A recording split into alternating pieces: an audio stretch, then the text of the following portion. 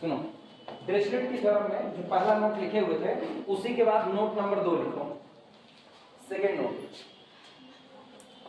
Second है if the region of integration is given by, if the region of integration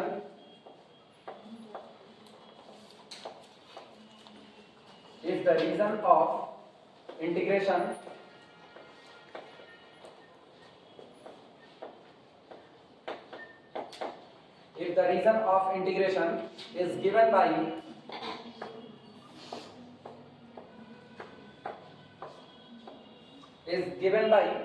x greater than or equal to 0, comma y greater than or equal to 0, comma z greater than or equal to 0, and x plus y plus z, ठीक, is less than or equal to h, then अब तक क्या होता था?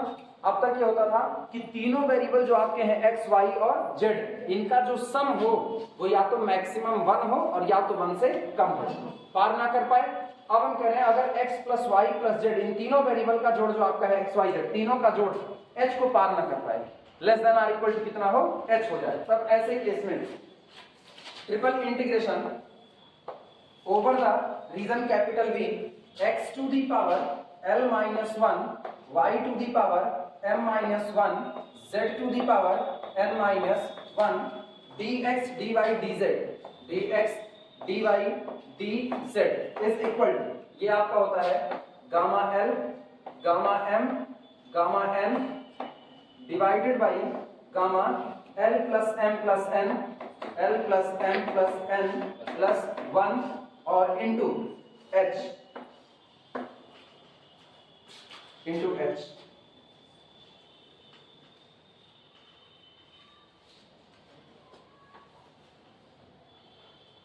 Note करो।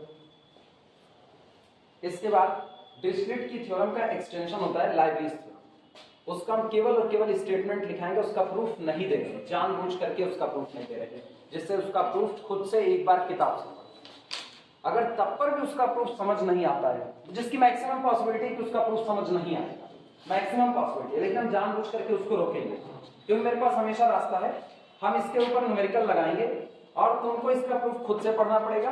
अगर तुमको इसका प्रूफ नहीं आता है तो एग्जाम हॉल में जाने से पहले, मतलब ये नहीं कि एग्जाम हॉल में जाना है तो आज शाम को, नहीं, उसके पहले ही, जिस दिन यहाँ पे आखिरी क्लास लग रही होगी, आखिरी क्लास वाले दिन हम उसका प्रूफ करा देंगे, तब मतलब यहां से जाओगे तो उसका प्रूफ तुम्हारे पास मौजूद होगा और हम ही समझाए होंगे। लेकिन अभी हम ये जरूर चाहेंगे कि इतने दिन से हम ये सब पढ़ा रहे हैं, इतने दिन से सारी चीजें धीमे धीमे धीमे धीमे सीख रहे हो, अब कोई तो प्रूफ ऐसा हो जिसको तुम खुद से पढ़ने की, खुद से समझने की कोशिश करो। आई बातें समझ में? तो जानबूझ करके, और ग्रेजुएशन में ये चीज होनी चाहिए। ग्रेजुएशन में ऐसा नहीं है कि हम सब लिखाते जा रहे हैं। कई लोग तो ये भी बुरा मानते हैं कि हम इतना क्यों लिखा रहे हैं, क्योंकि ग्रेजुएशन के लड़कों को खुद अपनी नोट्स तैयार करनी चाहिए। हाँ, उनकी भी बात सही है, लेकिन यहाँ की जमीन अलग है, उनकी जमीन अलग है। हम लोग हिंदी मीडियम से पढ़ते हैं, हिंदी मीडियम से मैक्सिमम लोग इधर आ जाते हैं, तो उनको सब कुछ इंग्लिश मिलने लगता है, इंग्लिश मीडियम का, तो उनके लिए ये चीजें समझना, उसके बाद फिर बैलेंस करना वो दिक्कत भरा होता है। तो एक सिस्टमैटिक नोट्स आपके पास होती है, सामने वाला आपको समझा रहा होता है, सिस्टमैटिक नोट्स वो दे देता है, आप एक सेमेस्टर सीखते हो, दूसरे सेमेस्टर में आप फिर वही काम करते हो, कुछ नोट्स खुद से बनाने के ट्राई करते हो, बन जाता है तो अच्छी बात है, नहीं बनता है तो दूसरे सेमेस्टर में फिर आपको एक अच्छी नोट्स दी जाएगी। फिर उसके बाद तीसरे सेमेस्टर तक तुम्हारी आदत हो जाएगी किताब को पढ़ करके खुद से नोट्स बनाने की, फिर वो आदत पड़ जाएगी। अभी तुम्हारी आदत नहीं, अभी जैसे अभी मैक्सिमम न्यूमेरिकल हम करवा रहे हैं, लेकिन उसके बावजूद भी जो न्यूमेरिकल छोटे होंगे, तुम में से कई लोग ऐसे होंगे जो उस न्यूमेरिकल को देखे तक नहीं होंगे, वो केवल बस यही सोचेंगे जितना लिखा दिया गया उतना सफिशिएंट है, इसके अलावा नहीं है। जैसे अभी डिपार्टमेंट में एक बहनी से सवाल पूछा गया था, गामा नेगेटिव किससे पूछा गया था? कोई है? असाइनमेंट जमा करके चली गई ना? गामा नेगेटिव किससे पूछा गया था? कोई है यहाँ पे? नहीं ना? असाइनमेंट जमा करके गई है, बहुत अच्छी बात है। भले हम पूछ लिए गामा नेगेटिव किससे था, उनके लिए नेगेटिविटी बताते हैं ना, अभी नंबर 1 चढ़ा हुआ है, अभी कहीं गया नहीं है। ऐसे मतलब खाली असाइनमेंट जमा करने के लिए शक्ल दिखा रहे हैं, गजब गजब के लोग हैं, पढ़ने के लिए कोई वो नहीं। कल से रीमान है, कल से ये नहीं आएगा, रीमान में कोई ऑनलाइन लेक्चर नहीं मिलने वाला, क्लासरूम का रीमान क्लासरूम तक ही रहेगा, उसके लेक्चर ऑनलाइन नहीं आएगा।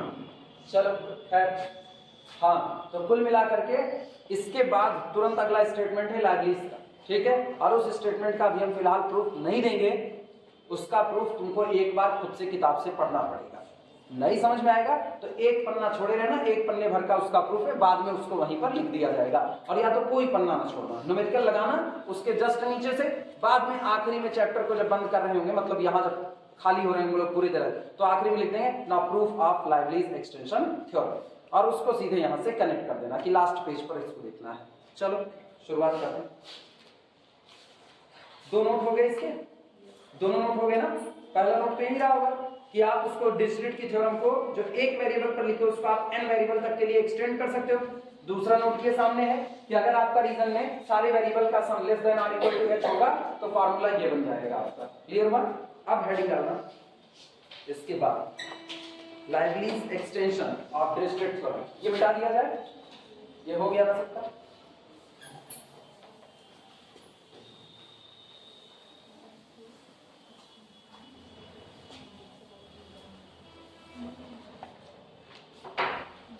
ऐसा ना हो कि तुम लोगों के एरिया सरफेस वॉल्यूम पढ़ाने के लिए हम ही को तुम्हें कैलकुलेशन सिखानी पड़े। हेडिंग डाल दो Liouville's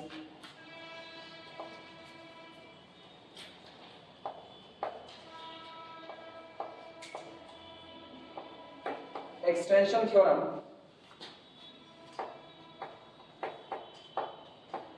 extension theorem extension theorem of Dirichlet theorem of Dirichlet theorem of Dirichlet theorem, ऐसे शॉर्ट में लिख दे रहे हैं या Liouville's extension theorem of Dirichlet theorem बोलो या केवल बोलो Liouville's extension of Dirichlet theorem, ठीक है। बीच से दो थ्योरम अच्छा नहीं लग रहा है, एक थ्योरम गायब कर दो। अब समझिए, हाँ अरे ठीक है यार, तब भी कर दी उसको शॉर्ट में लाइवलीज एक्सटेंशन थ्योरम बोल देते हैं, लेकिन किसका एक्सटेंशन है वो? डिरिचलेट की थ्योरम का। डिरिचलेट ने क्या कहा? डिरिचलेट ने दो बातें की। उन्होंने कहा कि आपका जो रीजन है वो कैसा बाउंडेड है वो सुनना। डिरिचलेट के अकॉर्डिंग अगर x ग्रेटर देन और इक्वल टू 0 हो, y ग्रेटर देन और इक्वल टू 0 हो, z ग्रेटर देन और इक्वल टू 0 हो और x plus Y plus z less than और इक्वल टू कितना हो? 1। अब तुम सोचो आपका ये तीनों वेरिएबल का जो सम है, तीन ही वेरिएबल है x, y और z, तीनों वेरिएबल का सम किसके बीच में बाउंड है वो देखना। x या तो 0 होगा या तो 0 से बड़ा, y या तो 0 होगा या तो 0 से बड़ा, z या तो 0 होगा या तो 0 से बड़ा। अगर तीनों 0 हो गए तो x plus Y plus z बराबर कितना? 0। तो इट इज ग्रेटर देन और इक्वल टू 0, लेस देन और इक्वल टू 1। मतलब आपके तीनों वेरिएबल का जो सम है वो 0 और 1 के बीच में है। तो डिरिचलेट ने अपनी थ्योरम दी। लाइवलीज ने क्या किया? उन्होंने इसका एक्सटेंशन किया। उन्होंने कहा सिर्फ इतना छोड़िए, अगर आपके ये तीनों वेरिएबल का जो सम है x plus Y plus z ये ग्रेटर देन और इक्वल टू कोई नंबर h1 हो और लेस देन और इक्वल टू कोई नंबर h2 हो, तब उन्होंने इसी थ्योरम को एक्सटेंड कर दिया। एक्सटेंशन का मतलब होता है फैलाना, कि आप जो बात अभी तक एक रीजन पर कह रहे थे उसको आप और बड़ा करके कह रहे हो, कि आप अगले रीजन पर भी वही बात कह पा रहे हो या उसमें कुछ सुधार करके कह पा रहे हो। इसीलिए नाम दिया गया Liouville's extension of Dirichlet theorem. Dirichlet की थ्योरम का प्रसार लेकिन किसके द्वारा हुआ है? मैथमेटिशियन लाइवलीज के द्वारा, तो उनके नाम पर आ गया। क्लियर हुआ?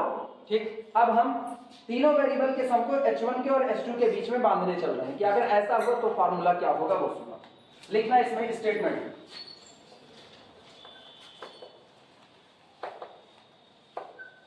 स्टेटमेंट लिखो इसमें, if x y z are all positive, if x y z are all positive, अगर आपके तीनों वेरिएबल x y और z ये तीन के तीनों कैसे हैं? पॉजिटिव हैं, और पॉजिटिव होने के साथ साथ इस तरह है, and such that are positive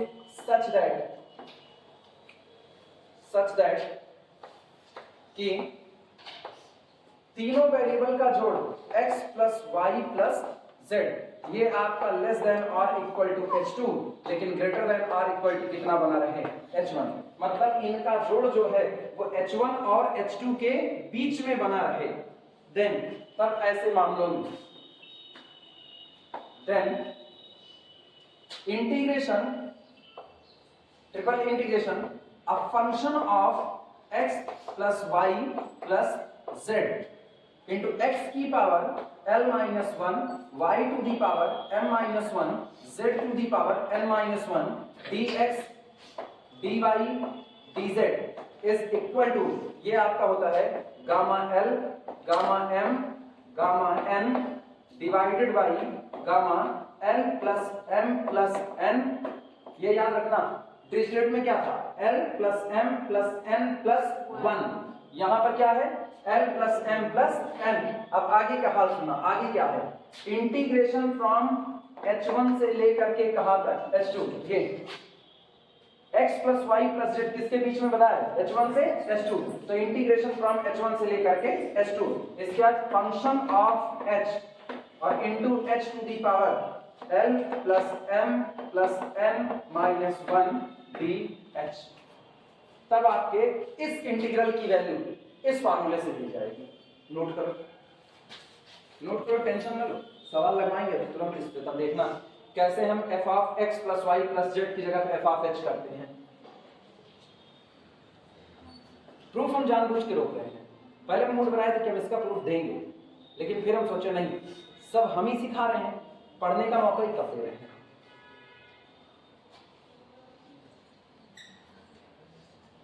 अब तुम ये कह सकते हो सर को आज प्रूफ नहीं आ रहा होगा तभी नहीं करा रहे हैं, मान लो नहीं आ रहा है, क्या कर सकते हैं।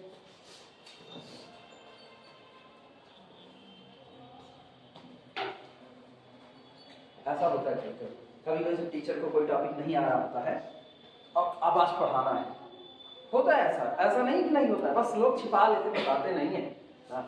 और आज वो टॉपिक नहीं आ रहा है, लेकिन अब क्लास तो है, चलानी है, छुट्टी कर नहीं सकते, तो आते हैं कहते हैं एक काम करो बीच से एक एक पन्ना निकालो, अब आज टेस्ट होगा, आज टेस्ट होता है। इसका मतलब नहीं जिस क्लास में टेस्ट हो उसमें तुम कह दो कि उनको कुछ नहीं आ रहा है, ऐसा कभी कभी। हाँ, सरप्राइज टेस्ट, क्योंकि सरप्राइज ये होता है कि वो टॉपिक हमें खुद ही नहीं आया।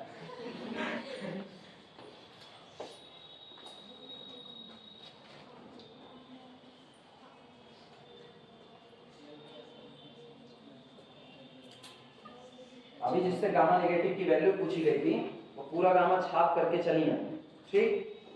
वो ये नहीं सोच पाई बिल्कुल भी कि गामा के अंदर में हमने हमेशा पॉजिटिव रखा है, गामा के अंदर में नेगेटिव रख दिया जाए तो क्या होगा। हम डील नहीं करते हैं गामा नेगेटिव को, मेरा केस नहीं है, सेमेस्टर में मेरा केस नहीं है, इसलिए उस बात को छिपा लिया गया। बाकी गामा के अंदर में अगर आप नेगेटिव भर दोगे, गामा माइनस हाफ का मान मांगा जाए तो आप क्या दोगे, गामा हाफ तो आप देते हो root pi, gamma minus half आपसे मांग लिया जाए तो आप क्या दोगे। किससे पूछा गया था, मेरे को याद नहीं आ रहा कौन था ना। गामा नेगेटिव की वैल्यू किससे पूछी गई थी, है भी कि चली गई है ना।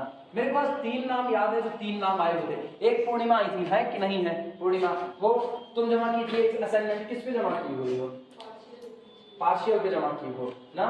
एक और लड़की आई हुई थी, एक तो ये है मौजूद ही है ना, इनसे हम ही लिए थे बाय बार ना, नहीं पता कौन तुम जमा की थी। तुमसे क्या पूछा गया था, टॉपिक क्या था, सक्सेसिव डिफरेंशिएशन था। तुमसे तो शुक्ला सर और वो पूछ रहे थे ना x की पावर n का क्या होगा और साइन का क्या होगा। हाँ, 3 लोग तो मिल गए, जो 3 लोग सबमिट किए हैं, तो चौथा कौन था, छोड़ो भूत थे, गायब हो गए।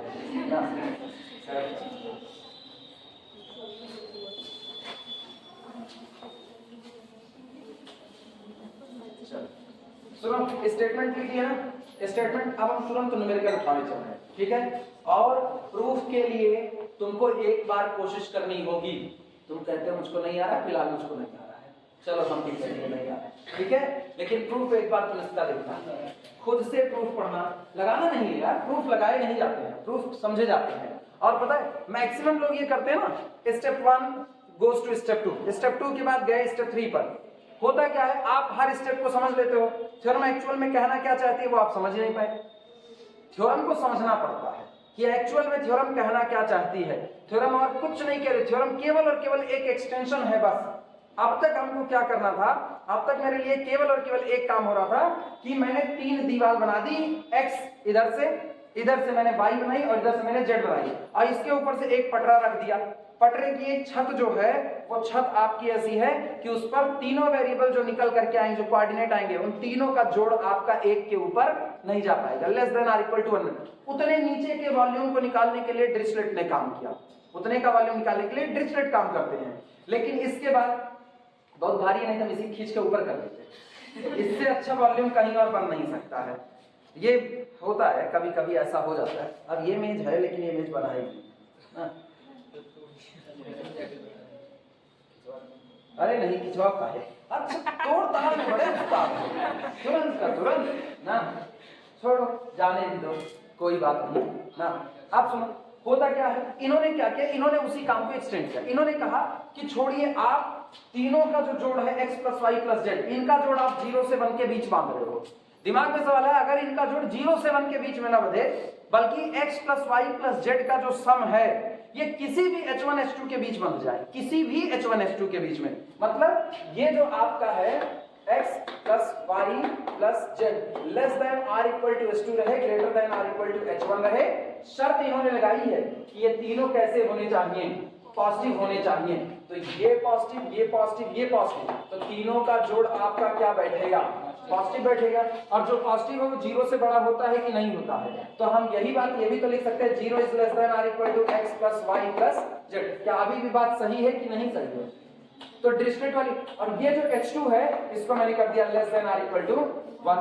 तो एक्सटेंशन जो लाइबनिज का हुआ है उसी से डिरिचलेट वाला भी हो जा रहा है कि नहीं हो जा रहा है? तुम रख करके देखो, रख करके देखो कि तुमको सेम टू सेम वही रिजल्ट मिलेगा वापस। फिर से आई बात है समझ में? इसको इंटीग्रेट करोगे अपने आप gamma l plus m plus n plus 1 बनना चालू कर देगा।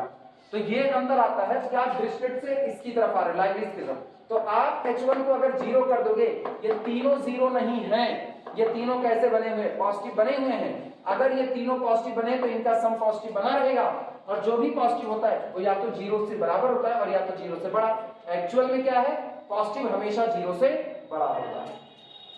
इनइक्वालिटी लिखने पर आप बार बार मुझसे बोलते हो less than or equal to, less than or equal to, या तो छोटा है और या तो बराबर है। तो दो में से एक बात तो सही है ही है ना। मुझको ये पता है कि तीनों का जोड़ पॉजिटिव है तो 0 से तो बड़ा होगा, तो हम यहाँ पर रख दिए greater than or equal to 0, less than or equal to 1, काम मेरा बन जाएगा। यानी आप सिर्फ 0 1 के बीच में बाउंड मत रहो, आप h1 से किसके बीच में बाउंड हो जाओ, h2 के बीच में। तब के लिए भी आपके पास वॉल्यूम निकालने का एक फार्मूला मौजूद होगा। आई बातें समझ में? चलो शुरुआत करते हैं, न्यूमेरिकल देखना।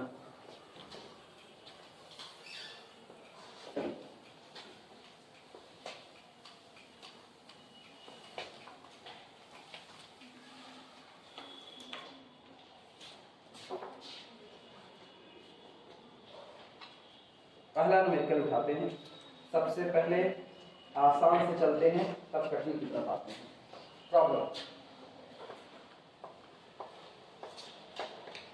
प्रॉब्लम में लिखना, इवैल्यूएट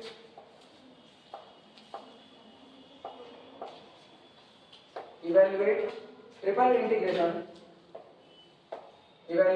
इंटीग्रेशन x की power minus half, y to the power minus half, z to the power minus half, dx dy dz, ना ना ना ना ना ब्रैकेट में 1 minus x minus y minus z to the power minus half, dx dy dz। ठीक, और आगे कह रहे हैं extended to all positive value, extended to all positive value, to all positive values of the variable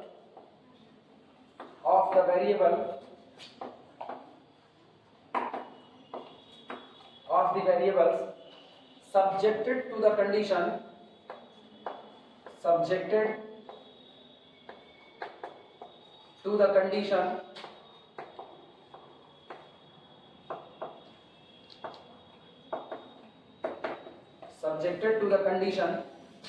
x plus y plus z conformly less than 1। Note करो, numerical note करो, अब शुरुआत करते हैं।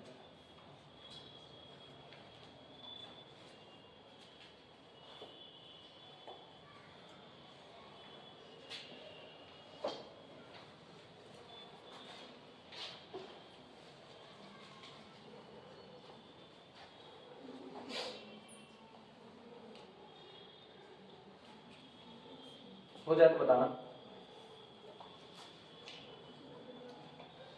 और अटेंडेंस चला दो, ये डेटा अब बड़ा जरूरी हो गया है।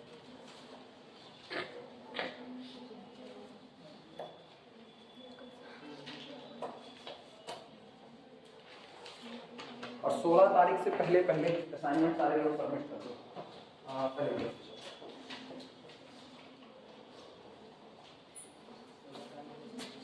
16 तारीख से पहले असाइनमेंट तुम लोगों की जमा हो जानी चाहिए। ठीक, आज कितनी तारीख है? आज 11 है। 12, 13, 14 को छुट्टी ही रहेगी जहां तक खिचड़ी की। ठीक, 2 दिन के अंदर में सारे असाइनमेंट चाहिए।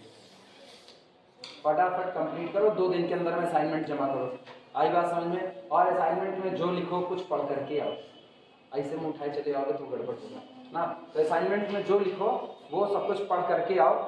तुमसे ये उम्मीद नहीं की जाती कि तुमको बहुत ज्यादा प्रोफिशिएंसी आ रही है, लेकिन ये उम्मीद की जाती है जो लिख करके लाए कम से कम वो तो तुमको याद रहे।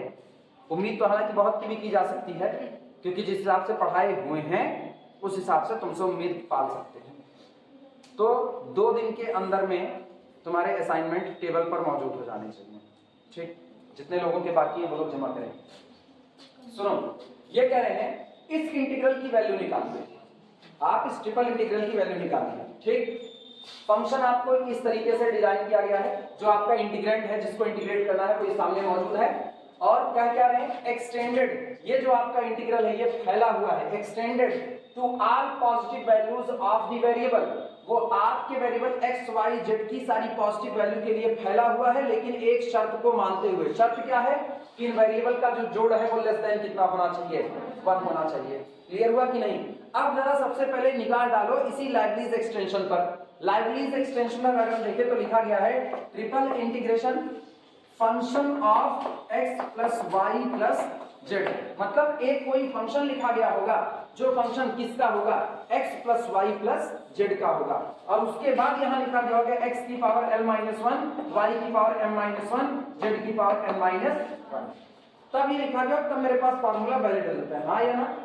अगर हम इसका कंपैरिजन ऊपर वाले से कराएं तो मुझको ये पता चलता है x into y into z तो है, x into y into z तो है, लेकिन जो power l minus 1, m minus 1 और n माइनस 1 दिख रही है वो नदारत है कहीं पर। हाँ या ना?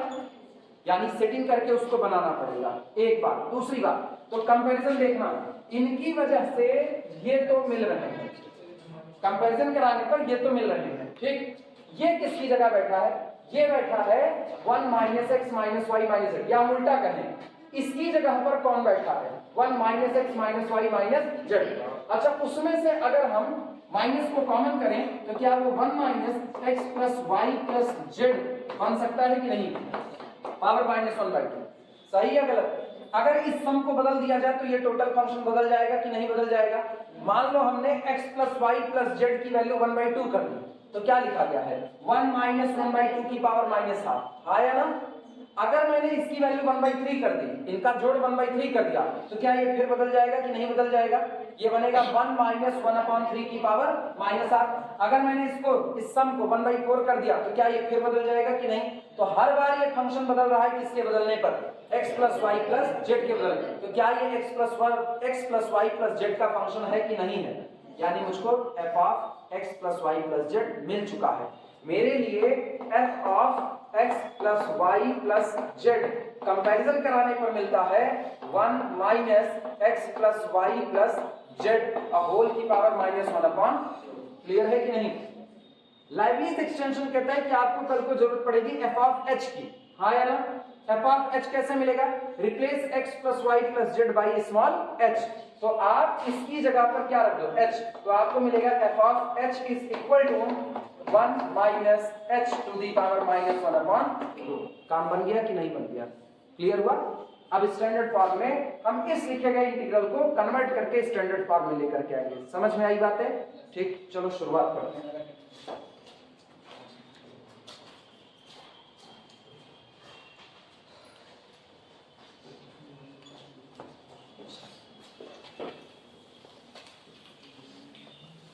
लिखना, given integral can be written as, या रीराइट द गिवन इंटीग्रल, जो मर्जी बोली हो। Solution, rewrite rewrite the given integral. Rewrite the given integral. ध्यान देना, integration x to the power -1/2, y to the power -1/2, z to the power -1/2, 1 minus x minus y minus z की power -12 dx dy dz is equal to dx dy dz is equal to, यहां पर लिख रहे हैं is equal to triple integration. सारे लोग ध्यान देना, 2 मिनट लिखना बंद करो, 2 मिनट, सारे लोग वापस आओ इधर। इसको पहले लिख रहे हैं, इसको पहले लिख रहे हैं, तो ये बना 1 minus x plus Y plus z और पावर कितना -1/2। कोई दिक्कत किसी को? अगला काम सुनो, इनको पलट रहे हैं, तो ये जो x की -12 लिखा गया है इसको हम लिख रहे हैं x की पावर 1/2 -1। सही या गलत? आधे में से एक गया -12। इसी तरीके से y to the power 1/2 -1, z की पावर 1/2 -1, dx dy और dz लिखा जा सकता है कि नहीं? क्या तुमको कंपैरिजन कराओ अगर, तो ये function of x plus Y plus z नजर आ रहा है कि नहीं नजर आ रहा? और क्या ये बगल वाला x की पावर n-1, y की पावर m-1, z की पावर n-1 नजर आ रहा है कि नहीं? तो l m n बराबर कितना है? हाफ, 1/2 1/2 1/2। क्लियर हुआ? और एक चीज देखना, वेयर, जहां पर शर्त क्या लगी है? शर्त लगी है कि x plus Y plus z less than कितना है? 1। भैया मेरे एक और चीज यहां पर देखो, क्या लिखे? Extended to all positive values of the variable. Variable की सारी वैल्यू कैसी होनी चाहिए? पॉजिटिव। जब वेरिएबल की सारी वैल्यू पॉजिटिव है तो तीनों वेरिएबल का जोड़ क्या कभी 0 हो सकता है? नहीं हो सकता। तो पक्की बात है ग्रेटर देन कितना? 0। क्लियर हुआ कि नहीं? अब ये बताना h1 कितना? 0, h2 कितना? क्या हम लाइवलीज की एक्सटेंशन थ्योरम लगा सकते हैं कि नहीं? और अगर हम एक्सटेंशन थ्योरम का इस्तेमाल करें तो सारे लोग ध्यान से बोलना, this is equal to by extension theorem gamma l।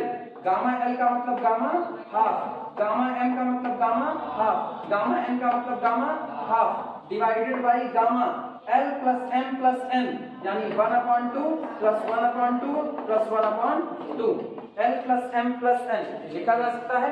फिर सुनो, इंटीग्रेशन h1 से h2 यानी 0 से लेकर के 1 तक, function of h, function of h बोलो यहां से क्या होगा? 1 minus h to the power कितना? -1/2। क्लियर हुआ? फार्मूला याद आ रहा है? ये बताओ, फंक्शन ऑफ h के बाद फिर बगल में क्या होता था? h की पावर, हाँ या ना? h की पावर बोलो, h टू दी पावर कितना? 1/2 l plus m plus n minus 1, और यहाँ कितना? dh। क्या हम इसको लाइवलीज एक्सटेंशन से लिख सकते हैं कि नहीं? क्लियर हुआ? अभी रुको, छापो मत, अभी हम मौका दे रहे लिखने का, पहले इधर समझ लो एक बात, दिमाग मत भटकाओ। दिस इज इक्वल टू, ये बताओ गामा हाफ तो होता है √पाई, हाँ या ना? तो √पाई का मतलब पाई, और ये कितना? √पाई। तो क्या पाई √पाई हुआ कि नहीं हुआ? वापस समझना, फिर गामा हाफ की वैल्यू √पाई, तो यहां से आया √पाई, बगल से भी √पाई, बगल से भी √पाई, √पाई इंटू √पाई कितना? पाई, और एक बचा कौन? √पाई, तो ये हुआ पाई। किसी को कोई दिक्कत, कंफ्यूजन नहीं? अच्छा, अगर ये भी ना करना चाहो, तो तुम खाली और खाली इन दो को बदलो, गामा हाफ √पाई, पाई आया तो इसको पाई कर देते हैं, और बगल वाले को बचा लेते हैं कि आप रहो कौन? Gamma half. नीचे वाले को क्या है? गामा 3/2 है कि नहीं? और गामा 3/2 ब्रेक होगा किसमें? हाफ गामा हाफ, यही ब्रेक होगा। अगर इसको देखो तो जिनको नहीं समझ में आ रहा वो बहुत इत्मीनान समझे, 1/2 बचा 3/2, हाँ या ना? और मुझको पता है कि जिस दिन गामा 3/2 ब्रेक होता है, टूटता है, तो मुझको पता है ये टूटेगा कितना? 1/2 गामा 1/2। सही या गलत? तो इसका मतलब डिवाइडेड बाई 1/2 और गामा 1/2। क्या ये गामा हाफ और ये गामा हाफ कट जाएगा कि नहीं कट जाएगा? और ये दो ऊपर आकर के बनाएगा कितना 2 पाई। और यहाँ बगल वाले में देखना इंटीग्रेशन फ्रॉम 0 से लेकर के कहां तक 1 तक। इंटीग्रेशन फ्रॉम 0 से 1 लिखना मत अभी, इधर देखना आधा आधा जुड़ करके कितना 1 हुआ। तो आधा आधा और ये 1 कैंसिल आउट हुआ। यहां से बना h टू दी पावर 1/2। तो ये हुआ 1 minus h to the power minus half और h टू दी पावर 1/2 साथ में कौन dh। बस एक काम करना, जिस वक्त इस बात को लिख रहे होगे यहां पर लिख देना बाई लाइवलीज एक्सटेंशन थ्योरम LET। तुम लोग पूरा लिखना बाई लाइवलीज एक्सटेंशन थ्योरम। समझ में आई बातें? अब पहले इतना नोट करो तब तुम आगे चलेंगे।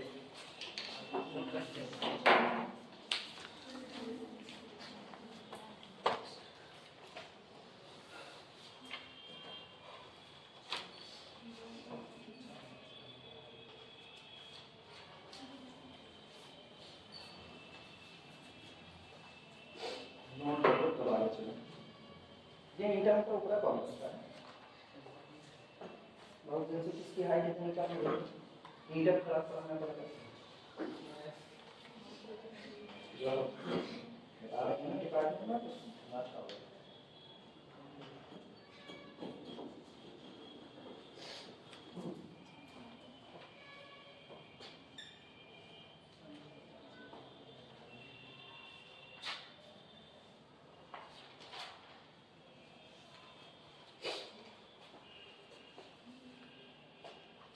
जिसको दिक्कत होगी वो पूछ लेगा, और नहीं पूछने का मन होगा तो अगले न्यूमेरिकल का इंतजार करो, फिर यही सब करवाएंगे, फिर समझ आएगा।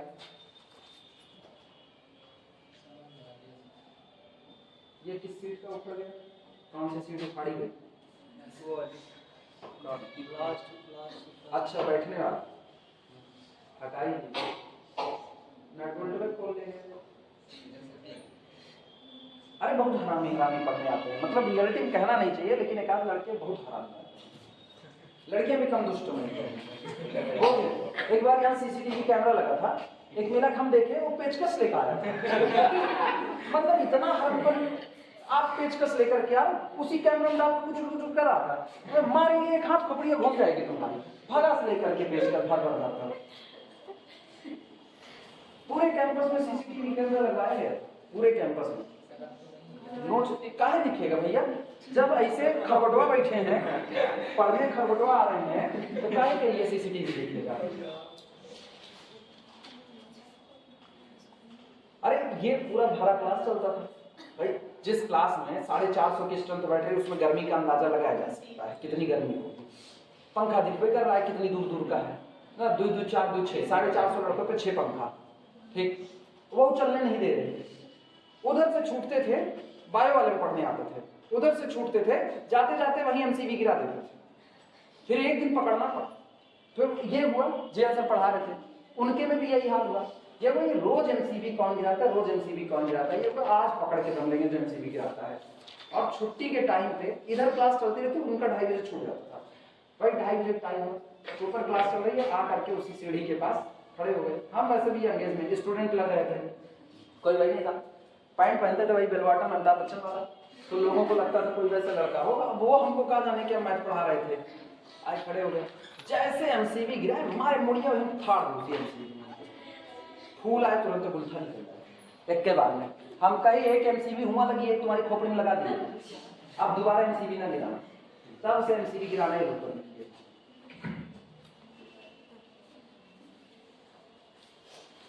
सभी बड़े बुजुर्ग कहते हैं भैया लाते भूल है, बात से थोड़ा मन है, अब तो सीट उठा डाले, अब इनको उसी बैठा दे तब इनको समझ में आए।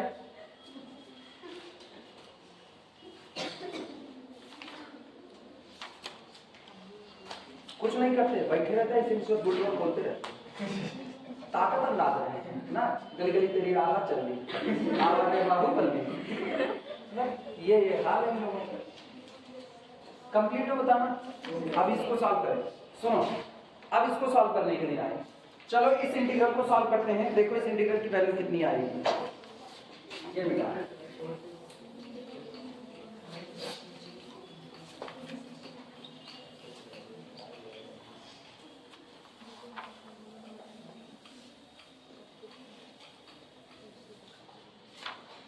सुनो, इसकी शक्ल और सूरत देखो, इसकी शक्ल देखने पर पता चलता है ये कुछ आसान हो सकता है। इसकी शक्ल देखने से कुछ आसान हो सकता है। अगर हम h बराबर साइन स्क्वायर थीटा रख दें, h बराबर कितना रख दें, साइन स्क्वायर थीटा, तो ये बनेगा 1 minus sign square theta, 1 minus sign square theta बन जाएगा कितना, cos स्क्वायर थीटा।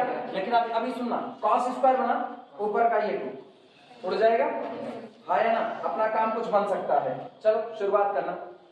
एक बात हम पहले देखें, ये न्यूमेरिकल में ये पावर -1/2 होगी कि 1/2? मेरे ख्याल से इसको +1/2 होना चाहिए, क्योंकि अगर ये माइनस रहेगा ना तो ये मुझको तकलीफ देने वाला है। ये माइनस रहेगा तो जो cos है, दिक्कत सुनना, क्यों मुझको लगा कि ये न्यूमेरिकल गलत लिखा गया है। ये -1/2 नहीं, इसको +1/2 होना चाहिए।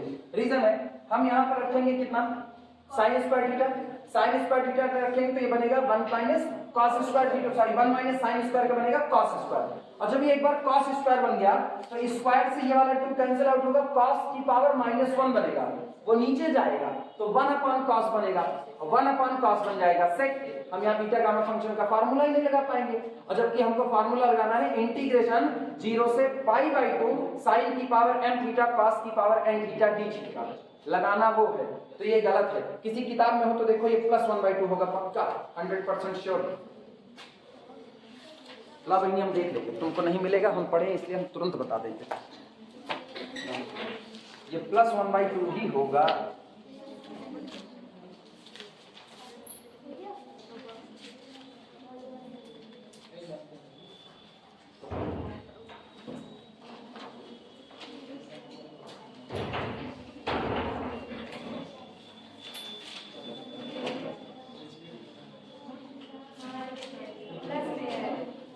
कौन सा वाला बच्ची मिला, प्लस में ही है ना, सवाल नंबर बोल दो। हाँ, प्रॉब्लम नंबर 11, x की -½ y की -½ z की -½ 1 minus x minus y minus z की +½ और रीजन वही x + y + z less than. ये सुनो, जहां जहां माइनस है न्यूमेरिकल से लेकर के प्लस करते जाओ, कुछ करना नहीं है। देखो ये इसको ऐसे प्लस कर दो, इसके बाद फिर यहाँ पे प्लस कर दो, यहाँ पर प्लस कर दो, जहां जाए वहां प्लस कर दो। समझ पाए? क्वेश्चन में भी, और नहीं तो खाली आंसर में करोगे, गजब हाल है। क्वेश्चन में भी 1 minus x minus y minus z की पावर जो -½ लगाए थे, जहां जहां -½ पावर नजर आ रही उसको +½ कर दो, बस। पावर जहां -½ है उसको क्या कर दो, +½। क्लियर हुआ? लो बच्ची किताब लो, चल आओ सब्स्टिट्यूट करें। लिखना, take h is equal to sine square theta, जहां h है उसकी जगह पर क्या रख दो, साइन स्क्वायर थीटा, और h की जगह साइन स्क्वायर थीटा रखेंगे तो यहां से बोलना दिस इंप्लाइज दैट dh बराबर, कोई बोलेगा dh बराबर 2 साइन थीटा cos थीटा और साथ में कौन, d थीटा। आया ना? और लिमिट का किस्सा निकालते हैं, व्हेन, जब कभी h इज इक्वल टू 0 होगा। लोअर लिमिट सुनो, जब h बराबर कितना, 0, तो उस दिन आपका साइन स्क्वायर थीटा कितना, 0, और this implies that angle theta बराबर कितना, 0। लोअर लिमिट 0 आ गई। अब सुनना, when h is equal to 1, तो sine square theta is equal to कितना, 1। आपको पॉजिटिव ही रहना है, पॉजिटिव क्वाड्रेंट में, तो ऑब्वियस सी बात है this implies that theta is equal to π/2। Clear हुआ कि नहीं? तो limit, lower limit 0, upper limit π/2, तो इंटीग्रेशन दौड़ेगा 0 से π/2। गिवन इंटीग्रल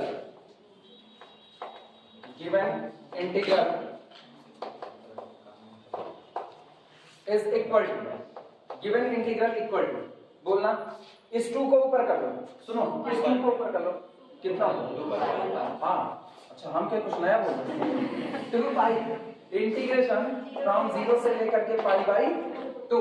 अब सुनो 1 माइनस साइन स्क्वायर थीटा, ध्यान देना, तो cos स्क्वायर और स्क्वायर का 2 से ये 2 कैंसिल आउट, केवल और केवल कितना, cos थीटा, तो ये हुआ cos थीटा। अब इनका हाल सुनो, h की जगह पर कितना, साइन स्क्वायर थीटा, तो जब h की जगह साइन स्क्वायर, तो खोपड़ी चलाना, साइन स्क्वायर के 2 से ये 2 कटा, केवल साइन थीटा, तो इनटू कितना, साइन थीटा, और उस dh की जगह पर कितना, into 2 sine theta cos theta D theta. सहमत हो? उस 2 को बाहर खींचो, उस 2 को बाहर खींचोगे तो ये हो जाएगा कितना 4 पाई इंटीग्रेशन फ्रॉम 0 से लेकर के पाई बाई 2। और ये बताओ sine theta sine square theta cos theta cos square theta और साथ में कौन डी थीटा। अब आगे का काम तुम्हारे लिए छोड़ रहे हैं, इतना लिख करके इंटीग्रेशन 0 से पाई बाई 2 साइन की पावर n थीटा कॉस की पावर n थीटा डी थीटा लगाओ। कितना आएगा बच्चे? Pi square by 4। सही है, सही आ रहा है।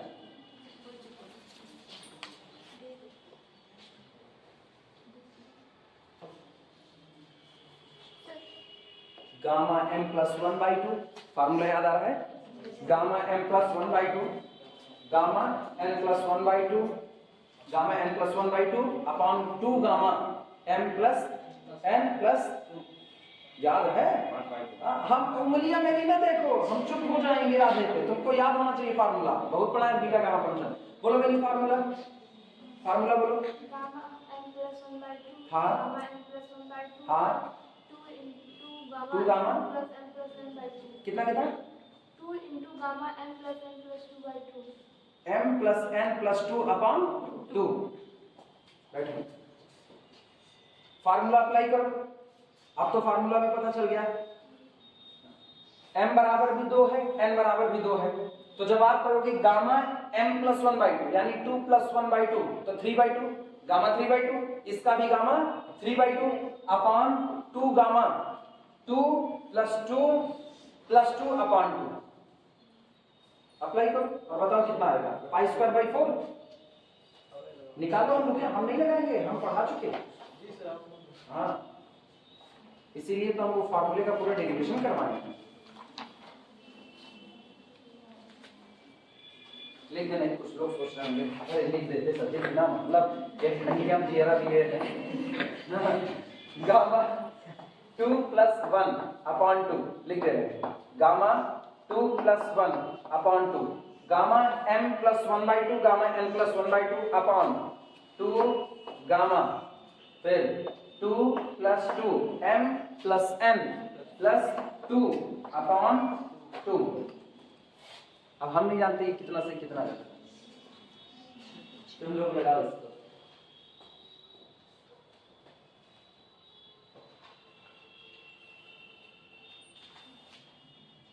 गामा 3 का मान फैक्टोरियल 2 गामा 3 का मान फैक्टोरियल 2 सॉल्व करो पूरा, बताओ कितना आएगा। पाई स्क्वायर बाई 4 कितना आ रहा है? इसको सॉल्व करने पाई स्क्वायर बाई 4 आ रहा है। ठीक है, धन्यवाद। Pi square by 4 answer. उम्मीद कर रहे हैं सारे लोग फार्मूला सही सलामत लगा चुके होंगे। लिखो तो अगला करवाएं। पाई स्क्वायर बाई 4 ऊपर वाला तो ब्रेक कर लोगे ना, गामा 3/2। छोड़ो यार, ब्रेक कर लोगे, इतना तो आपको पता ही है। अभी तो ब्रेक करवाए हैं गामा 3/2, अभी ब्रेक करवाए हैं। ये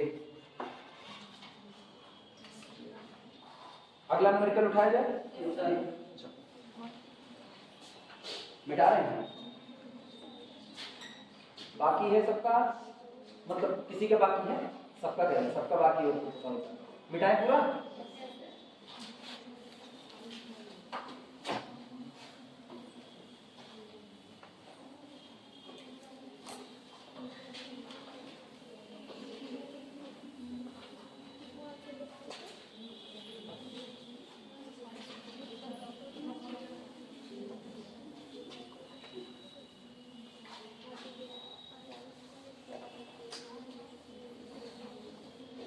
चलो अगले न्यूमेरिकल पे जाओ।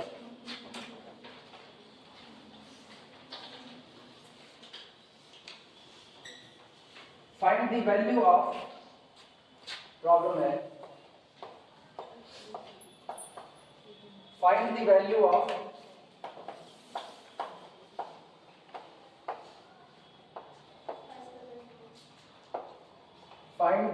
ऑफ ट्रिपल इंटीग्रेशन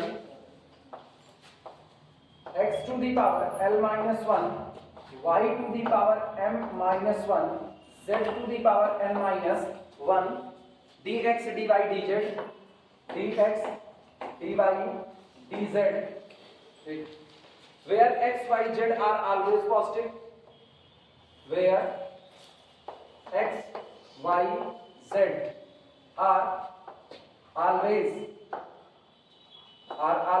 positive, जहां x y और z ये तीनों वेरिएबल हमेशा क्या बने रहते हैं, पॉजिटिव। फिर वही बात है, जैसे उसने कहा x y z हमेशा पॉजिटिव बने रहते हैं, दिमाग में तुरंत बात आनी चाहिए लोअर लिमिट कितनी चढ़ा दोगे, 0, क्योंकि x plus y plus z always greater than 0, तो h1 आपका 0 हो गया। और इसके बाद ऑलवेज पॉजिटिव लेकिन आगे शर्त लगा रहा है x upon a to the whole power p plus y upon b to the whole power q और plus z upon c to the whole power r less than or equal to 1।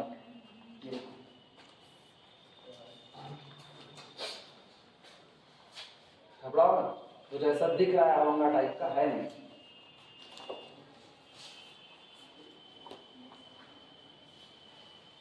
अभी उसका makeup किया जाएगा, जब उसका makeup करेंगे ना तो बहुत खूबसूरती से नजर आएगा कि हम यही हैं भैया, कुछ और नहीं जो आप पढ़ के आए हो वही। बस हंसिया पासुल उठाओ, छीलना चालू करो उनको। और न्यूमेरिकल का मेकअप कैसे करेंगे, काट छाट, जैसे बगीचा सजाना होगा तो कैंचा उठाएंगे, कहाँ पे कैंचा उठा काफी काटे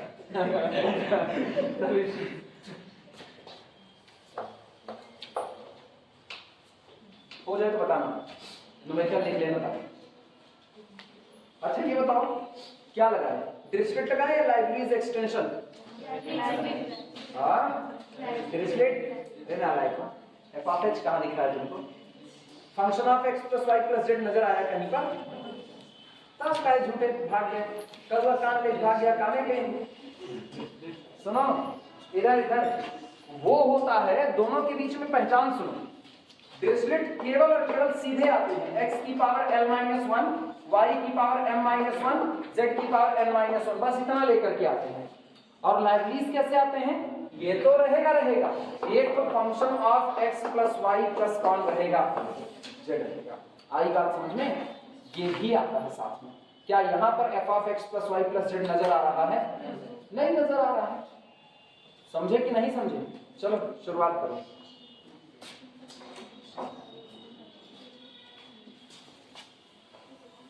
सबसे पहले इसका ओवरहॉलिंग किया जाए। ओवरहॉलिंग करने के बाद जब ये खुलेगा तो पता चलेगा कि अब हम एक नजर में तो डिरिचलेट लग रहा है, एक नजर में। अब आगे क्या सचमुच डिरिचलेट ही लगेंगे या लाइवलीज एक्सटेंशन भी कहीं से आएंगे, वो थोड़ी देर के बाद और डिसाइड हो जाएगा। पहले आओ इनको शुरुआत करें।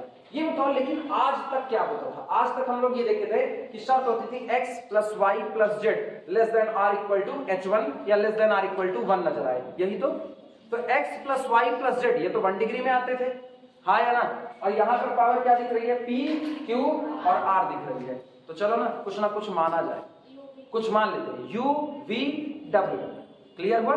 लिखना take x upon a to the whole power p is equal to u। अगला y upon b to the whole power q is equal to v और z upon c to the whole power r is equal to w। जरा तुम अब इनको इस value से replace करो तो तुमको क्या नजर आएगा? इसकी जगह क्या रखे हो? u, तो u plus v plus w less than or equal to 1 हो गया कि नहीं हो गया? अब आपका काम आसान हो जाएगा, लेकिन पहले इनको निपटाओ। अच्छा दूसरी बात, अभी तकलीफ ये आएगी आगे dx dy dz है, तो यहीं से आपको dx dy और dz निकालना पड़ेगा। तब के लिए देखना दिस इंप्लाइज दैट, यहां से आपको क्या मिलेगा? x upon a is equal to u की पावर 1 अपॉन p। सहमत हो कि नहीं? अगला बोला यहां से y upon b is equal to v to the power 1 upon q और अगला z upon c is equal to w की पावर 1 अपॉन r। फिर अगला देखना this implies that x is equal to कितना? a u to the power 1 upon p। यही तुरंत भैया निकाल लो dx dx is equal to कितना a अपॉन p कि नहीं, पावर नीचे आएगी 1 अपॉन p, तो 1 अपॉन p नीचे आएगी तो बनेगा a अपॉन p। सहमत हो कि नहीं सहमत हो? इसको साफ सुथरा लिख दें। ये हो गया a अपॉन p और बगल में हुआ u की पावर 1 अपॉन p माइनस 1। हाँ या ना? इस बगल वाले को बोलो, इस बगल वाले को y is equal to b into v to the power 1 upon q। सही है कि नहीं?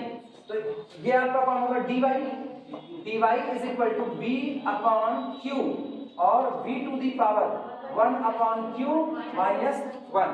बगल वाला बोलो z is equal to cw to the power 1 upon r। तो यहां से आपको मिला dz बराबर c अपॉन r और w की पावर 1 अपॉन r माइनस इतना नोट करो सॉल्यूशन। जी वहां पे du dv कहां पर? ds के बाद अरे यार रहेगा, उसको छोड़ के क्या सबको छोड़िए ना। du यहाँ कौन dv और यहाँ कौन dw, बिना इसके कैसे होगा? वो तो रहेगा।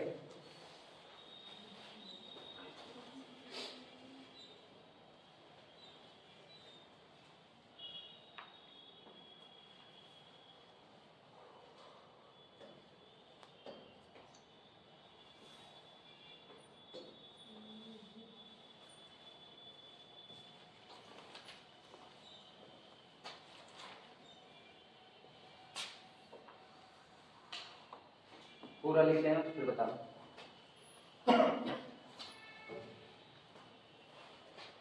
सारे न्यूमेरिकल इसके एक जैसे हैं, ठीक है? तो आज जो न्यूमेरिकल हो रहे हैं अब इसके न्यूमेरिकल की खुद से प्रैक्टिस करना। सब ऐसे हैं, बस तुमको जैसे ये आरोग्य टाइप करना जरा है ना, ऐसे ही इलिप्सॉइड दे देगा x² बाई a²। अब सोचो ज्यादा से ज्यादा क्या करेगा? अभी एक होगा तुम्हारे पास इलिप्सॉइड का जिसमें होगा x² by a² plus y² by b² plus z² by c²। फिर वही काम करेंगे। लिखा क्या है? x अपॉन a का whole square, y upon b का whole square, z upon c का होल स्क्वायर। तो उसी को हम और जनरलाइज कर दे रहे हैं p q r वाले में कर दे रहे हैं। क्लियर हुआ कि नहीं? तो क्या वो वाला लग जाएगा खुद से कि नहीं लग जाएगा? ऐसे ही सारे काम आपको करने पड़ेंगे, ठीक? कल हम लोग रीमान शुरू करेंगे, तब रीमान पढ़ाया जाता है। कौन सा रीमान का नहीं बनाएंगे, रीमान का पक्का है। रीमान का कोई लेक्चर नहीं बनाएंगे, क्लासरूम के लेक्चर रीमान के ही लेक्चर। किसका? देखिए कौन रोका हुआ है? हम देखने से थोड़ी ना रोक रहे हैं। बात खाली इसकी है कि अब रीमान ऐसा तो है नहीं कि क्लासरूम में पढ़ाएंगे नहीं, पढ़ाएंगे रीमान क्लासरूम में।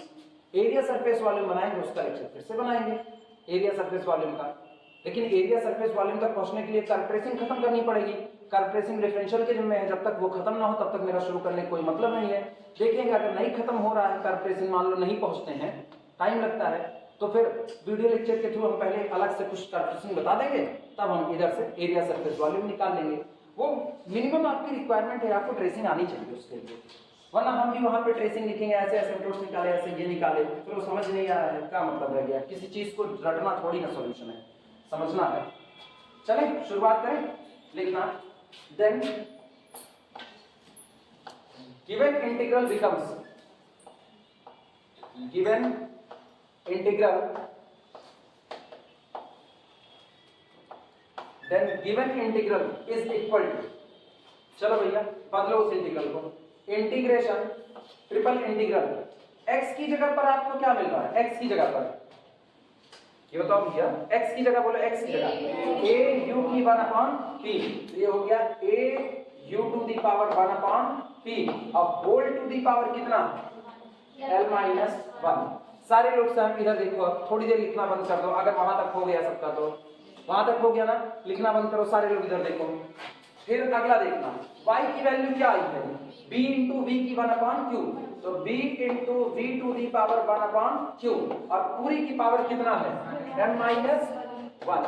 फिर अगला बोलना w की वैल्यू, सॉरी z की वैल्यू c w की पावर 1 अपॉन r, और whole to the power n minus 1। हाँ या ना?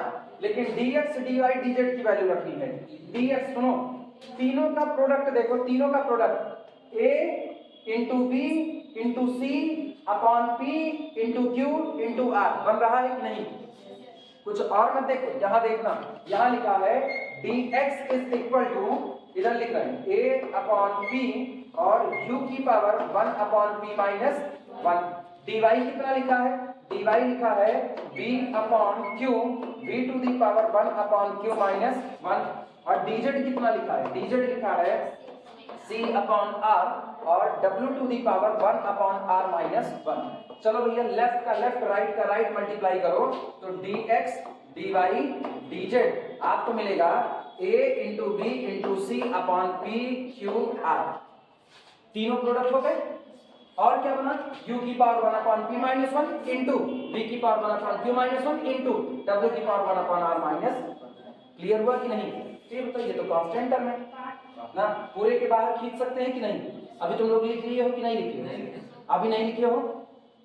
अच्छा रहने दो, नहीं कुछ लोग डायरेक्ट वाले में दिक्कत खा लेंगे। a b c upon p q और कितना r और फिर u की power 1 upon p minus 1, v to the power 1 upon q minus 1 और w to the power 1 upon r minus 1 और साथ में du dv dw जो कि यहाँ साथ में मौजूद है, इधर हम नहीं लिखे, लिख दे रहे हैं du dv और कितना dw।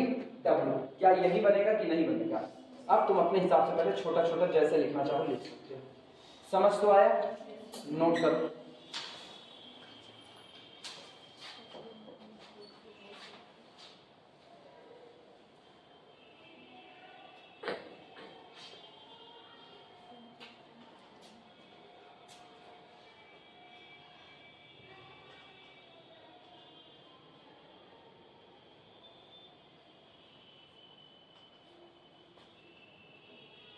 सोलह तुम्हारा मिड टर्म का एग्जाम, मेन एग्जाम थोड़े कि मेन एग्जाम 16 मेन एग्जाम तो तुम्हारा वही जाएगा जनवरी लास्ट फरवरी शुरुआत। हाँ जनवरी लास्ट फरवरी शुरुआत जाएगा ना, तब तक हमको दिक्कत नहीं, तब तक हम खत्म कर दें। मेरे में बचा कितना है, मेरे में वही एक चैप्टर रुक रहा है, ये एरिया सरफेस वॉल्यूम वाला। तो रीमान हम शुरू ही कर रहे हैं, रीमान वाले का बवाल नहीं है। एरिया सरफेस वॉल्यूम का है वो भी रुक खाली इसलिए रहा है क्योंकि वो ट्रेसिंग बची हुई है, कोई दिक्कत नहीं। अगर हम देखेंगे क्लास नहीं मिल पा रही है तो तुम लोगों का वीडियो लेक्चर शुरुआत करते हैं, फिर वीडियो लेक्चर में पहले तुमको हम ट्रेसिंग पढ़ाएंगे और ट्रेसिंग खत्म होने के बाद तब एरिया सरफेस वॉल्यूम बता देंगे। मतलब एग्जाम हॉल में जाने से पहले तक तुम्हारे पास सब कुछ मौजूद रहेगा, जितना हमको मिला है वो कंप्लीट हो जाएगा, उसकी दिक्कत नहीं। यही होगा, सेंटर कहाँ जाएगा, डिग्री कॉलेज में सब थोड़े।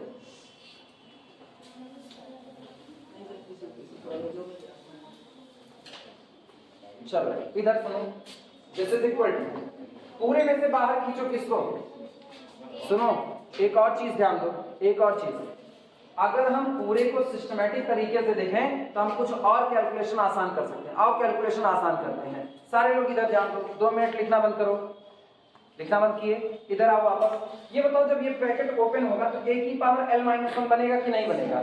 तो अपने दिमाग में बैठाओ a की पावर l माइनस 1, ठीक है, और इंटू एक a यहाँ पर मौजूद है, हाँ या ना?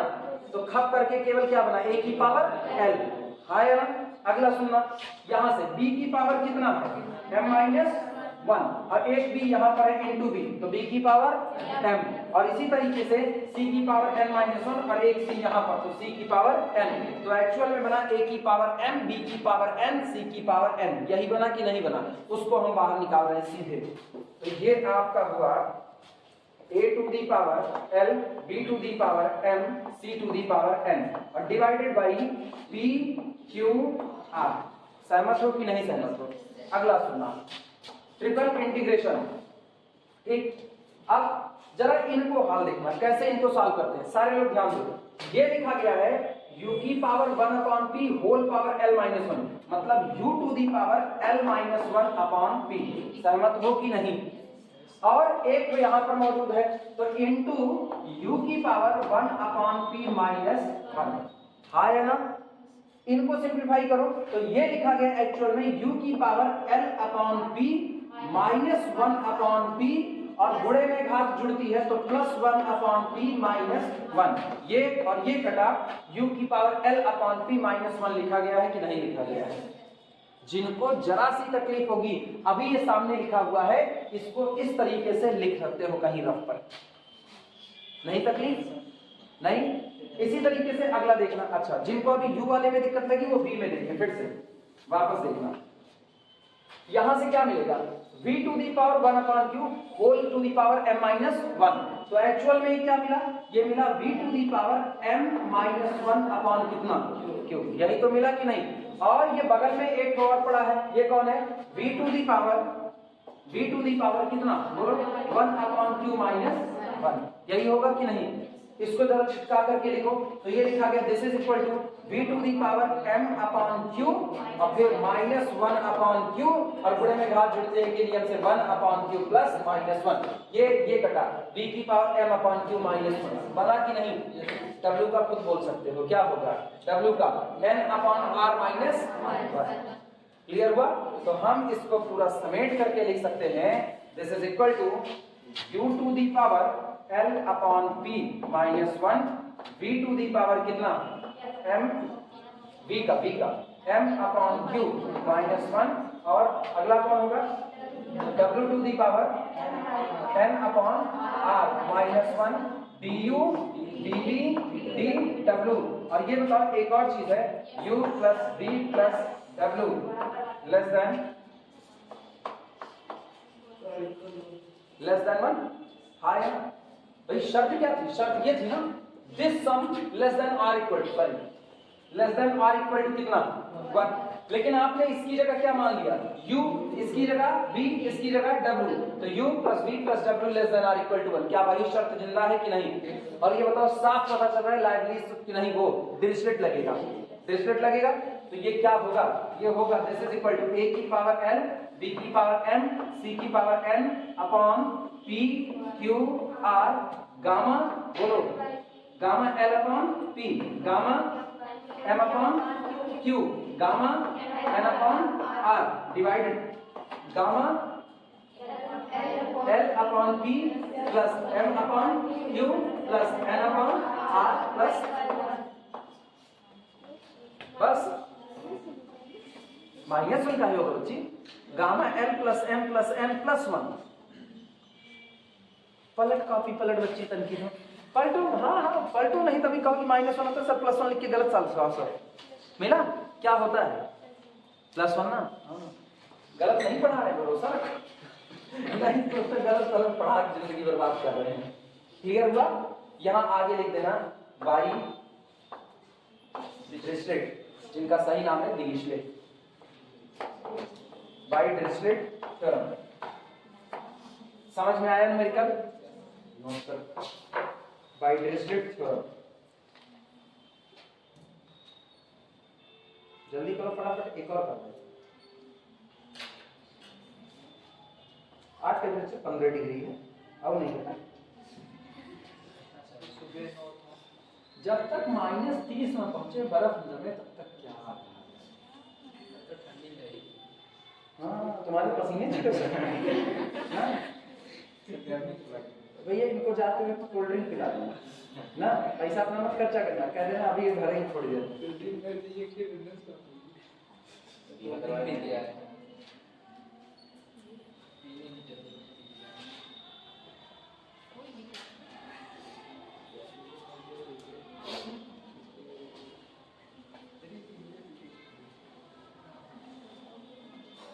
हो जाए तो बताना, दूसरा वाला मिनट, तीसरा मिनट। समझ तो आया कैसे हो रहा है, अगले पढ़ा, इसको नहीं पढ़ा, ईमानदारी से कोई नहीं खाएगा। अभी एक दे देंगे लगाने के, सब कहेंगे इसको खाना है।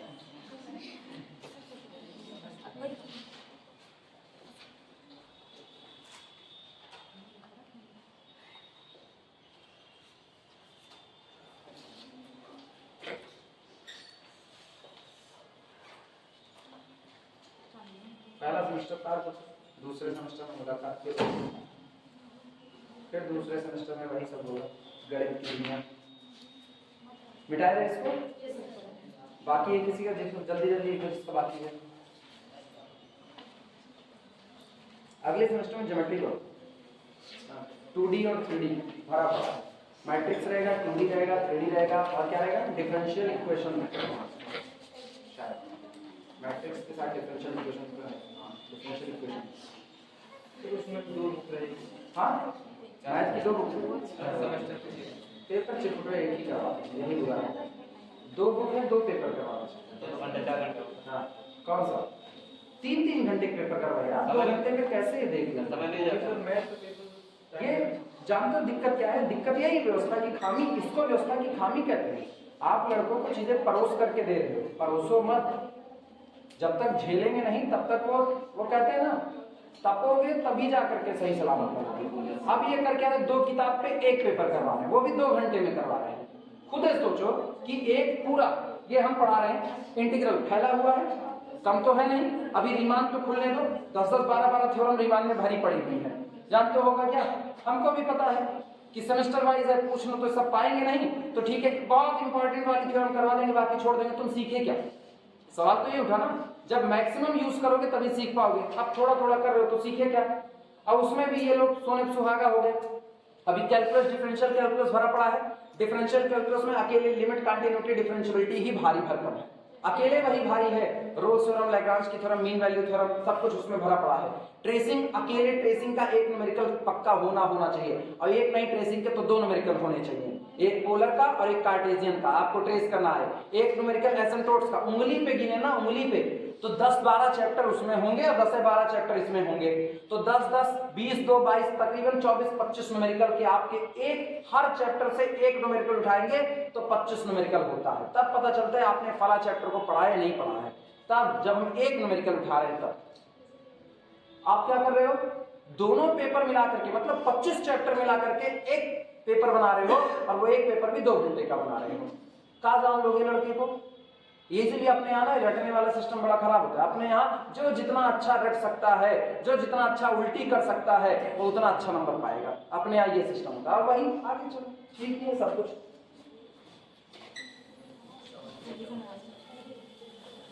समझाने में वैसे बिल्कुल जोरी नहीं है, भैया समझ लो क्या होता है क्या नहीं।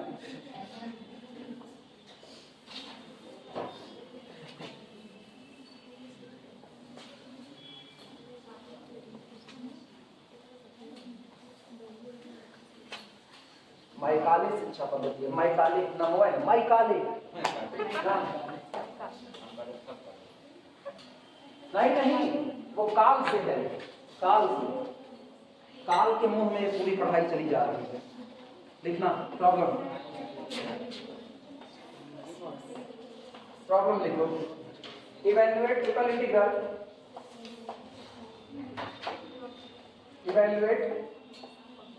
Integral, log x plus y plus z, log x plus y plus z dx dy dz। साफ पता चल रहा है डिरिचलेट या लाइवलीज? लाइवलीज। क्या नजर आया? x plus y plus z। तो function of x plus y plus z क्या बना?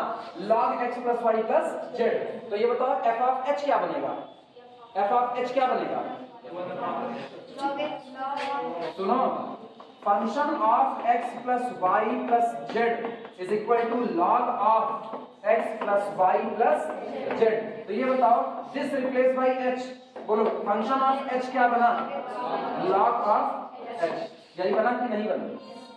ये ना। अब आपको पता चल रहा है कि कौन सा फॉर्मूला लगेगा, सॉरी कौन सी थ्योरम लगेगी, डिरिचलेट या लाइवलीज? लाइवलीज। चलो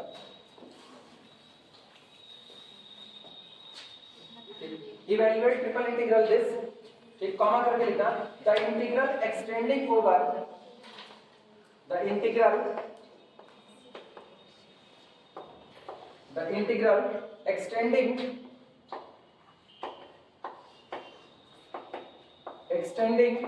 over, the integral extending over all positive values of x, y, z, subject to the condition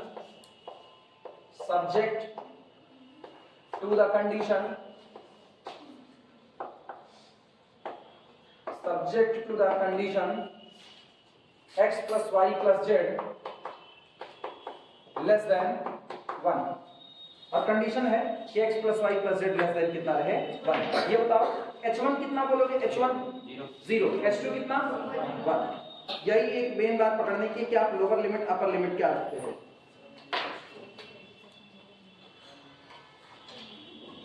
चलो फटाफट इंटीग्रल तक पहुंचाएंगे, इंटीग्रल के बाद तुम लोग काम करोगे, इंटीग्रल के बाद का काम तुम्हारा होगा। सॉल्यूशन देखना, solution here function of x plus y plus z is equal to log of x plus y plus z। आया ना? This implies that function of h आपका कौन होगा, log h होगा। फटाफट ये पहली चीज, function of h is equal to log h। जानते हो लाइबनीज के एक्सटेंशन की तरफ नजर डालोगे तो इसमें कुछ कमी नजर आ रही है। वहां पर function of x plus Y plus z होता था, फिर साथ में और भी होता था x की पावर l माइनस 1, y की पावर m माइनस 1, z की पावर n माइनस 1। जो नहीं है वो बनाना पड़ेगा, जो नहीं है वो बनाना पड़ेगा। देखना, now given integral is equal to, now given integral, now given integral is equal to, सारे लोग इधर निगाह जमाएं, सब लोग इधर आओ, integration triple integral log of x plus Y plus z और x की पावर 1 माइनस 1, y की पावर 1 माइनस 1, z की power 1 minus 1, dx dy dz। क्या कुछ बदला? कुछ नहीं बदला, क्योंकि 1 माइनस 1 कितना 0 और x की पावर 0 कितना 1, y की पावर 0 1, z की पावर 0 1। एक्चुअल में log x plus Y plus z into 1 लिखा गया है, हाँ या ना? लेकिन क्या अब मुझको x की पावर l माइनस 1, y की m माइनस 1, z की n माइनस 1 मिल गया कि नहीं? l m n कितना है 1 है। तो आगे यहाँ पर शर्त डाल दें, वेयर जहां पर x plus Y plus z greater than और इक्वल टू 0, लेस देन और इक्वल टू 1। वो स्ट्रिक्टली लेस देन है, कोई दिक्कत नहीं, एक ही तो चुनना है, हम लेस देन 1 चुनेंगे। अब h1 कौन 0, h2 कौन 1, लोअर लिमिट अपर लिमिट पता, लाइबनीज का एक्सटेंशन बताओ। ऐसे लिखना, पहले तो ये लिखना, ये आपका हो गया फंक्शन ऑफ, वैसे इसको लिखे हुए इसलिए लिखने की जरूरत नहीं, छोड़ जाना, लिखे हुए हैं तो जरूरत नहीं है। लाइबनीज का एक्सटेंशन लगा दो सीधे सीधे, l बराबर 1, m बराबर 1, n बराबर 1। तो ये हुआ फार्मूला, बताना गामा l मतलब gamma 1, gamma m gamma 1, gamma n gamma 1 upon gamma l plus m plus 1, l plus m plus n। Clear हुआ? इसमें प्लस 1 नहीं रहता, वो डिरिचलेट में रहता है। और बताना यहाँ पर इंटीग्रेशन 0 से लेकर के 1, फंक्शन ऑफ h लिख देते हैं एक बार, फंक्शन ऑफ h और फिर इंटू h की पावर l plus m plus n minus 1। सहमत हो कि नहीं सहमत? और इंटू कितना साथ में d, क्या पहले तो ये होगा ना, स्टैंडर्ड फॉर्म अभी लिखना है, बाद में f ऑफ h जानते हैं, ये पता है ना f ऑफ h कौन है, log h कर दे रहे हैं। अभी समझ में आया? यहां से मैंने डिरिचलेट का फॉर्मूला लगाया, सॉरी लाइबनीज का एक्सटेंशन लगाया हुआ है, तो यहां बता देना बाई लाइबनीज एक्सटेंशन थ्योरम, लोग लिख दे रहे हैं। अभी तो इस हिसाब से इसको भी आसान करना चाहिए। गामा 1 की वैल्यू 1, तो ऊपर से आया 1 अपॉन गामा 3, और गामा 3 सबको पता है क्या होता है, फैक्टोरियल 2 यानी 2। अच्छा इनको देखना, इंटीग्रेशन फ्रॉम 0 से 1, इसका हाल बताओ, ये बताओ भैया 1 से 1 कैंसिल आउट हुआ, h square into f of h की वैल्यू log h और साथ में कौन dh। आई लेट का फार्मूला क्या कहता है, पहला फंक्शन किसको माने, आई लेट पहला लॉग में क्या, ये पहला लॉग, तो ये आपका हुआ पहला फंक्शन और ये आपका हुआ सेकंड फंक्शन। तो ये रहा फर्स्ट फंक्शन, ये रहा सेकंड फंक्शन। क्या लिमिट निकाल सकते हो कि नहीं निकाल सकते हो? नोट करो। इसके बाद लिमिट तुम्हारे जिम्मे छोड़ रहे हैं, ठीक है? आंसर कहो, बता दे कितना आएगा। -1/18 आएगा। इसका आंसर सॉल्व करोगे तो आएगा -1/18, ठीक है। लेकिन पूरा सही सलामत निकाल लेना, गड़बड़वाना मत। आई बात समझ में? कल देखते हैं बाकी की चीजें। और 2 दिन में और है, 2 दिन के अंदर में असाइनमेंट तुम लोग सबमिट कर दो, ठीक है। ग्रुप में कोई नोटिस पड़ी है? कितने तारीख तक? 16 ना, तो 16 तक कंप्लीट करके हर हाल में जमा कर दो।